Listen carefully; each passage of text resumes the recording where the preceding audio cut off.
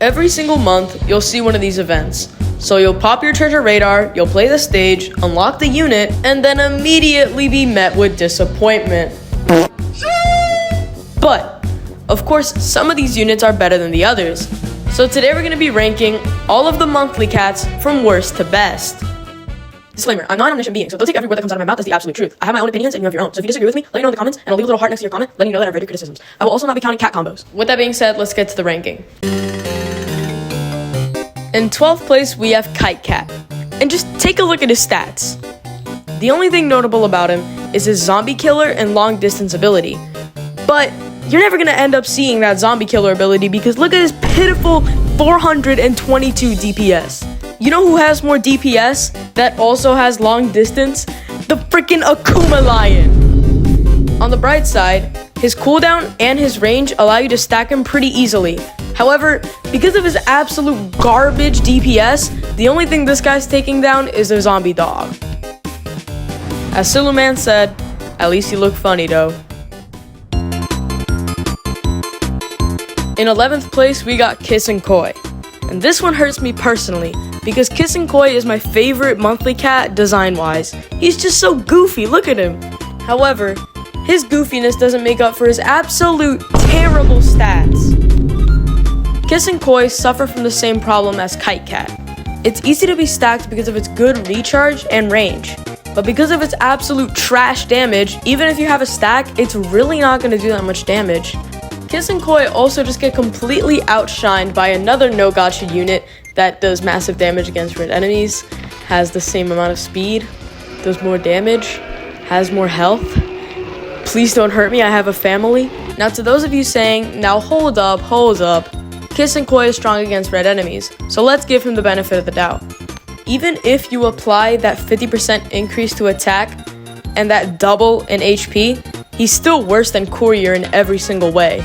Even though Kiss and Koi is in 11th place in this video, they still win first place in my heart. I mean, look at them, they're so goofy, how could you not love them? In 10th place, we got Nadin. Let's take a quick look at his stats. Nadin has an 100% chance of creating a level 1 wave attack. It's also pretty spammable, having only a 2-second cooldown. Being able to spam wave attacks is actually really good. And he has pretty decent damage. So if you're able to stack him, he actually does a lot of good damage. The problem is, it's nearly impossible to stack him because of his poor 190 range. This bad range means that oftentimes when you're trying to stack him up, he's gonna take damage. And by taking a look at his HP, yeah, he is not surviving a hit. The biggest issue though with Nadin is that if you go to your dictionary and you go to the word cash drain, you will find Nadin. Because Nadin costs 975 with a 2-second recharge. So unless you have a constant flow of money in that stage, you really shouldn't be using Nadin. In 9th place, we have Ritual Cat. And let's just take a look at the stats real quick. No, not those stats, but you should subscribe though. No, please. Ritual Cat is strong against red enemies. Wow, how original. If we compare his stats to other cats that are strong against red enemies, you can see that he really isn't that good. The only thing that Ritual Cat has that the others don't is area attack. So you could use him for red stages that spam a lot of red enemies, but like, come on man, like that's never gonna happen. In 8th place, we got Xus Pudding Cat.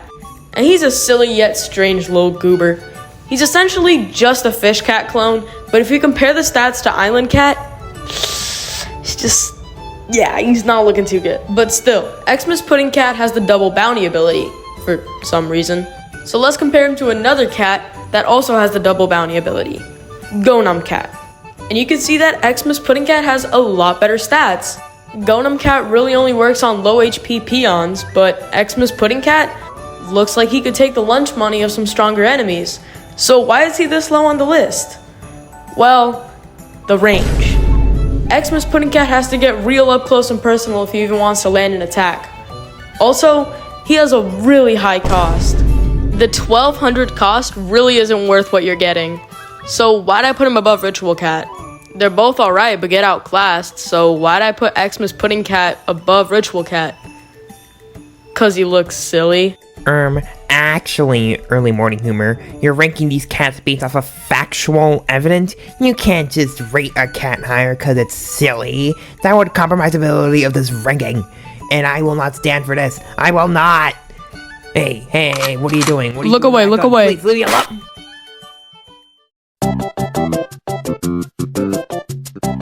In 7th place, we got Gentleman Bros. And now we're entering the part of the video where the cats actually become somewhat usable.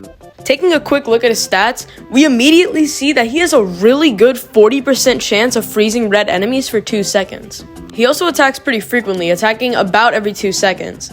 So if you stack like 6 Gentleman Bros, you can pretty effectively permafreeze a red enemy. So why is he this low? The range.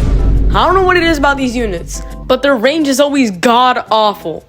However, this doesn't mean that Gentleman Bros is totally useless. There are some red enemies that he can outrange, like the boar or one horn, in which case he does a good job at freezing them. So what about his barrier breaker ability?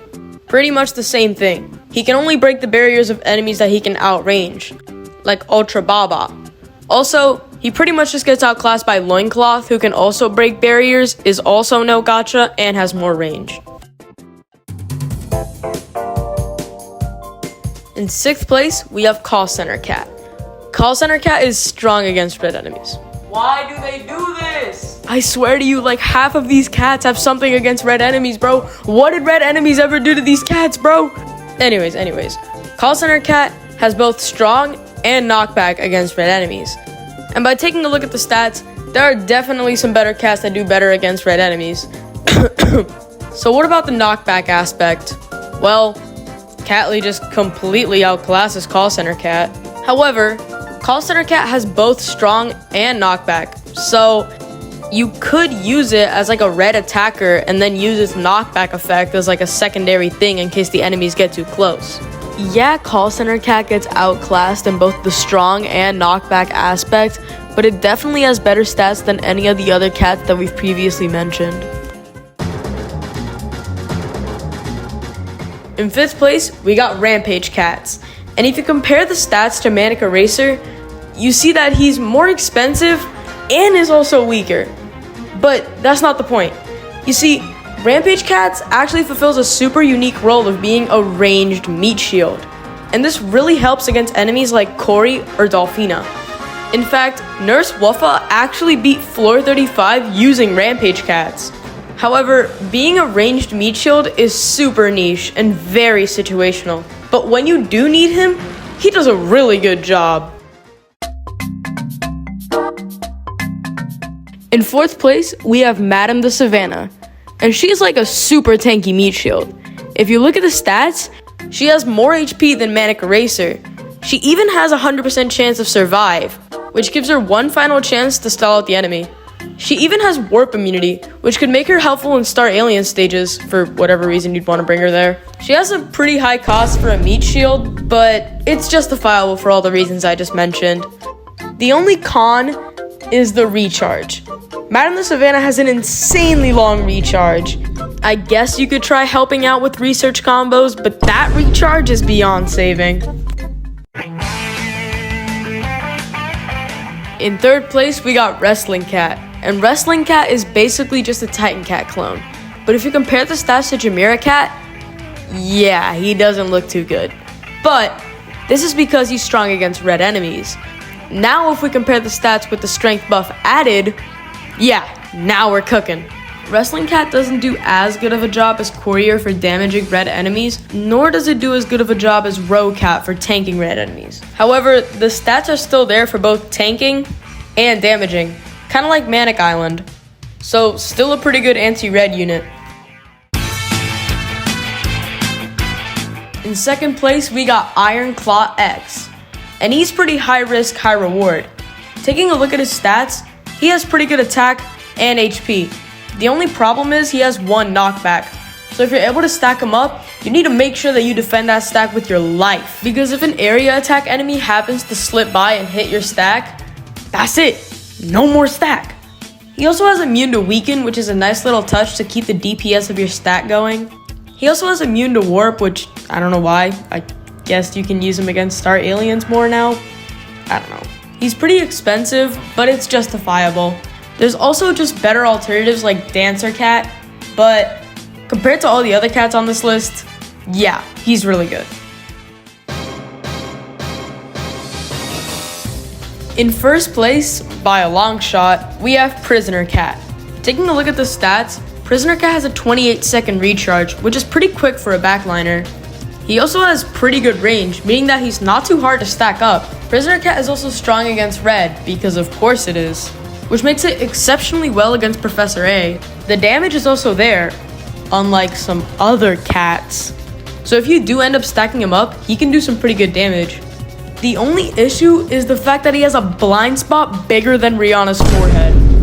And honestly, that's pretty tough to beat. Prisoner Cat is just a really solid backliner.